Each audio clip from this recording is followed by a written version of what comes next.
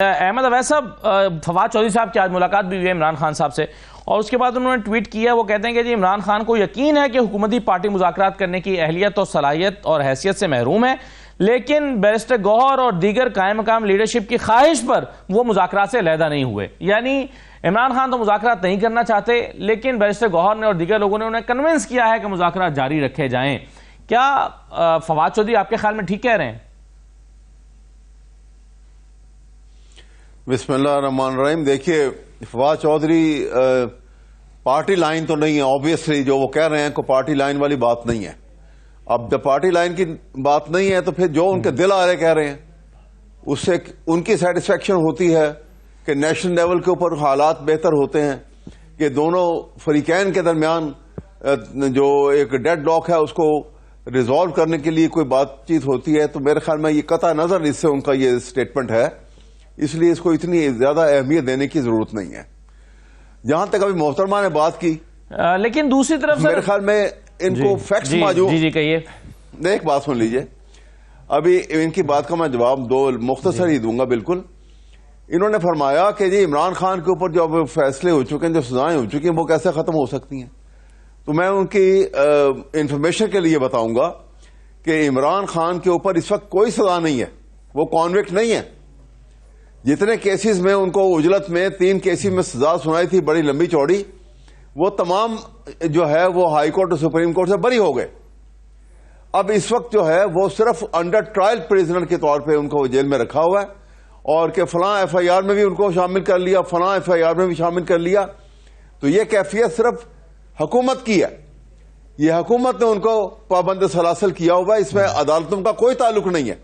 یہ آج اگر ان کی نیت ہو کہ یہ معاملے کو ریزالو کرنا ہے تو وہ آج اپنے وہ پروسیکیوشن اپنا سٹیپ جو ہے کہ وہ اس کو واپس لے لے اور وہ باہر آ سکتے ہیں.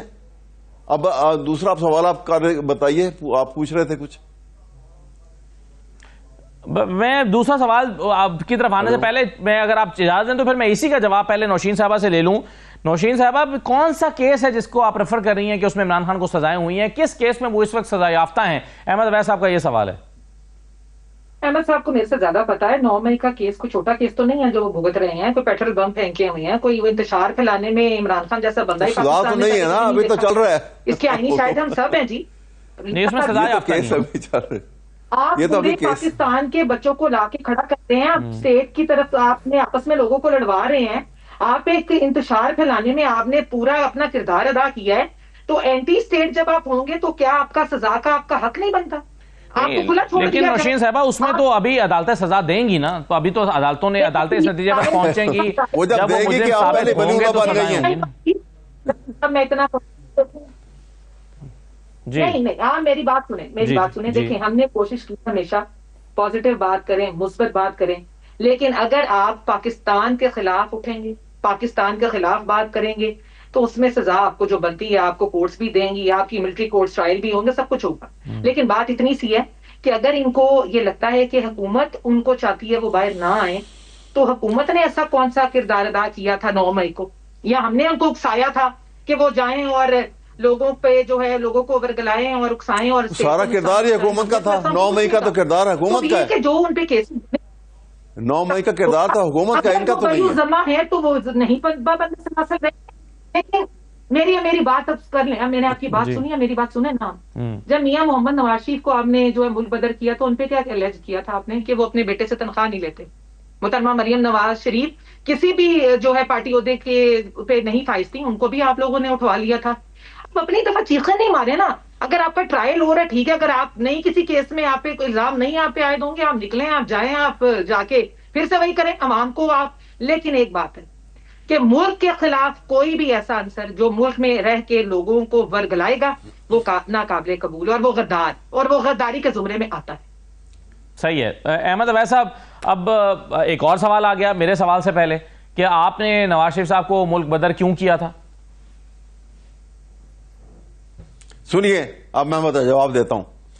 پہلی بات تو یہ ہے کہ نواز شریف جو ہے وہ ملک بدر اپنے چوائس سے معافی نامہ لکھ کر پرویز مشرف کو 10 سال کے لیے سیاست سے وہ اپنے آپ کو کمٹ کر کے کہ میں 10 سال جو ہے برخاست اپنے آپ کو کر لیا سیاست سے، اور وہ 10 سال کے لیے ملک چھوڑ کے باہر چلے نہیں گئے. وہ ابھی کی بات کر رہے ہیں نا, ابھی جو پاناما والے معاملے میں احمد ویسا بھی یہ پناما کا کیس چلا, ابھی سنیے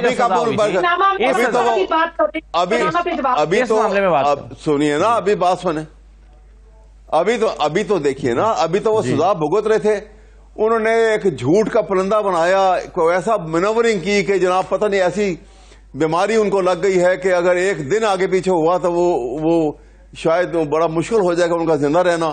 اس کیفیت میں ان کو الاؤ کیا گیا کہ آؤ چلے جائیں باہر. وہ تو خود گئے تھے اپنی چوائس سے باہر, ہم نے تو نہیں کہا تھا.